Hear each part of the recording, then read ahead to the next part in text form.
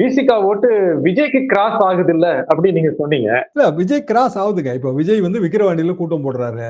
விக்கிரவாண்டியில கூட்டம் போட்ட பிறகு விசிகா ஓட்டு வங்கிங்கிறது அந்த மாவட்டங்கள்ல இருக்கு. நமக்கே தெரியும் அது. அந்த இளைஞர்கள் விக்கிரவாண்டி கூட்டத்தில் இருந்ததையும் நம்ம பார்க்க முடிஞ்சது. விஜய்க்கு பின்னாடி இருக்கிற இளைஞர்கள், தலித் இளைஞர்கள் நம்ம பார்க்கிறோம். தலித் யுவதிகளை பார்க்கிறோம். தலித் கிறிஸ்டின் ஓட்டு வங்கியை பார்க்கிறோம். எத்தனை சதவீதம்ங்கிறதுல தாங்க இதுல கருத்து வேறுபாடு இருக்கு. பட் இன்னின்னார் இருக்காங்கிறதுல கருத்து வேறுபாடே கிடையாது. நீங்க சொல்ற அதே கருத்து தான் எனக்கும். சதவீதத்துல நீங்க கூட சொல்லுவீங்க, நான் கம்மியா சொல்லுவேன். இது நம்ம எஸ்டிமேட்டுங்க. உண்மையிலே இது வாக்குப்பதிவுல என்ன பிரதிபலிக்கும்லாம் நமக்கு தெரியாது. ஆனா அந்த ஓட்டு வங்கியை ஷேர் பண்ற கட்சி எது? நீங்க டைரக்டா விசிகா தான் ஷேர் பண்ணுதுன்னு சொல்றீங்க. வாக்கு சதவீதத்தை இப்ப பார்க்க முடியாது.